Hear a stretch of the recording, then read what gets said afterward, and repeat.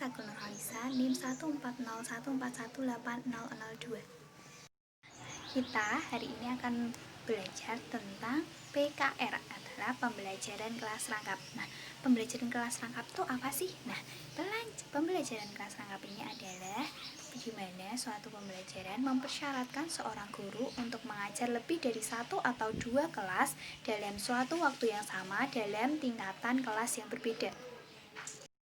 Yang kedua adalah bagaimana latar belakang penerapan pembelajaran kelas rangkap.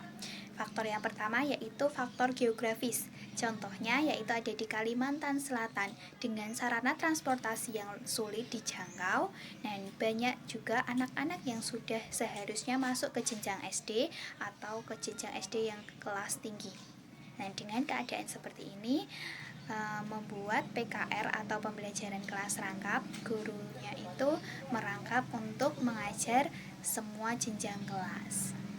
Yang kedua adalah faktor demografis. Nah, jadi ada juga yang contohnya dalam kelas 1 itu hanya ada 4 atau 3 anak yang kelas 1 dalam pemukiman yang sulit transportasi tersebut, atau dalam kelas tinggi hanya ada beberapa murid saja. Nah, dengan PKR ini mereka dijadikan satu agar langsung saja untuk diajarkan dengan sama rata. Yang ketiga adalah kurangnya guru. Nah, ini sangat sekali menjadi permasalahan dan konfliknya. Karena apa?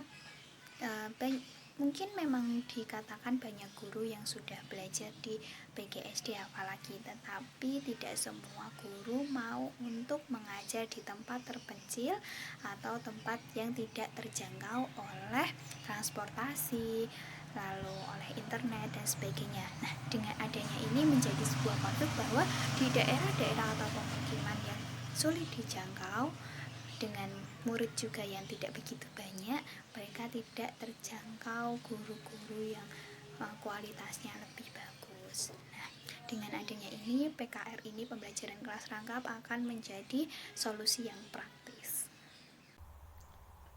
Perkenalkan, nama saya Sukma Maulidia Rahma, NIM 14014180006. Di sini saya akan melanjutkan pembahasan yang sudah dijelaskan oleh Anis tadi. Nah, tadi sudah dijelaskan mengenai bagaimana latar belakang penerapan pembelajaran kelas rangkap. Yang keempat, itu adanya guru tidak hadir. Jadi sebenarnya alasan ini tidak hanya berlaku di SD-SD yang terdapat di daerah terpencil, namun juga bisa terjadi di kota-kota besar. Nah, salah satu contohnya itu adalah seperti kota Jakarta. Seperti yang kita ketahui bahwa Jakarta adalah kota yang paling sering terkena banjir. Jadi, guru yang tidak bisa datang ke sekolah karena terhalang musibah banjir tersebut bisa digantikan oleh guru lain yang bisa datang ke sekolah, seperti itu. Kemudian yang kelima adalah alasan realita lainnya yang dihadapi oleh guru. Nah, alasan ini baik dia guru yang mengajar di daerah terpencil maupun guru yang mengajar di perkotaan adalah dia yang menghadapi murid dengan tingkat pemahaman atau kemampuan dan kemajuan belajar yang berbeda-beda. Hal ini bisa terjadi karena adanya sekolah favorit, tingginya minat orang tua untuk menyekolahkan putra dan putrinya ke sekolah tersebut, sementara ruang kelas dan mungkin pula gurunya tersebut tidak dapat mencukupi. Kemudian alasan yang kelima adalah alasan realita lainnya yang dihadapi oleh guru, baik guru yang mengajar di daerah terpencil maupun guru yang mengajar di perkotaan adalah ia yang menghadapi dengan tingkat kemampuan dan kemajuan belajar para siswanya tersebut yang berbeda-beda. Hal ini dikarenakan adanya sekolah favorit, seperti yang kita ketahui bahwa banyak orang tua yang berminat untuk memasukkan anaknya ke sekolah favorit dibandingkan sekolah yang biasa, sehingga jumlah ruang kelas dan ketersediaan tenaga pendidik itu kurang dan terbatas jumlahnya. Yang keenam adalah terbatasnya ruang kelas. Memang tidak diperlukan jika ruang kelasnya itu lebih dari satu jika jumlah muridnya kecil. Namun di daerah lain itu ada jumlah muridnya lebih besar dibandingkan jumlah ketersediaan ruangan kelas.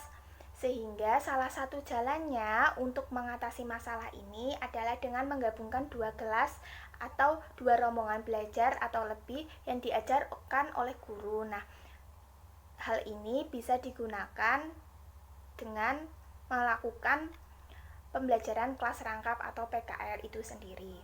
Kemudian tujuan dan manfaat pembelajaran kelas rangkap. Yang pertama itu ada quantity atau jumlah, dan equity atau pemerataan.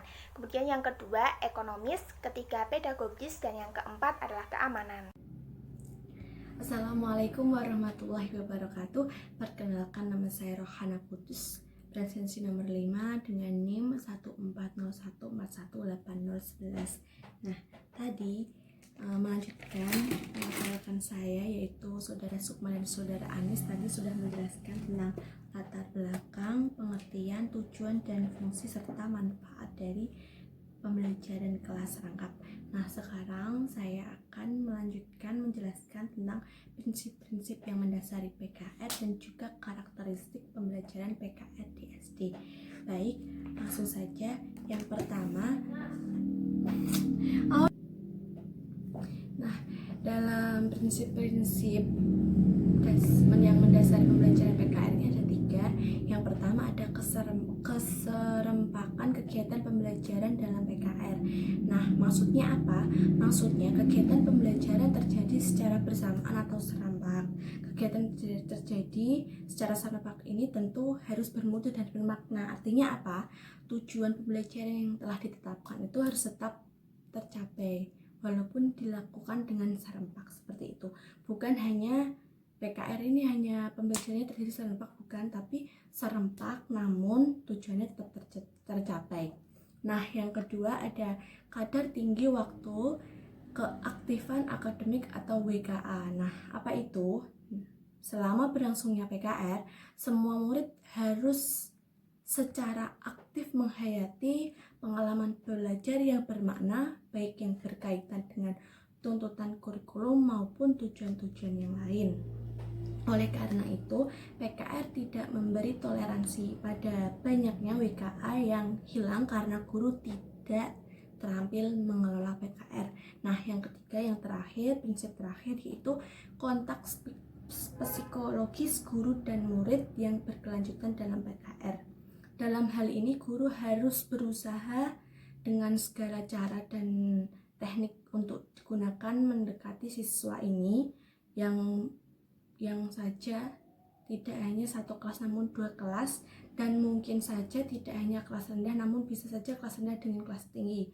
Nah, tahu sendiri kalau kelas rendah dan kelas tinggi itu memiliki karakteristik yang berbeda anak-anaknya. Jadi guru harus tetap bisa mampu membuat anak agar merasa bahwa dia juga diperhatikan seperti itu.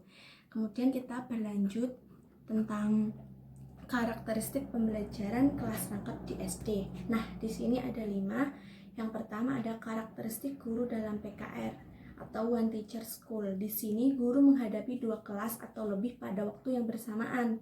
Guru mengajar dengan memperhatikan berbagai aspek seperti perbedaan tingkat kelas, umur, serta kemampuan kecerdasan masing-masing siswa. Yang karakteristik yang kedua yaitu karakteristik siswa dalam PKR. Sudah jelas kalau karakteristik siswa dalam PKR sudah pasti beda, sangat beda karakteristiknya, mulai dari kelas, umur, kecerdasan, kemampuan. Nah, siswa harus belajar bersama dan saling membantu seperti itu. Karakteristik yang ketiga ada karakteristik pelajaran atau multi-level teaching. Mata pelajaran setiap kelas digabung dengan membentuk model pembelajaran tematik yang memperhatikan aspek-aspek penting lainnya. Karakteristik yang keempat ada karakteristik interaksi edukatif belajar. Nah, apa itu?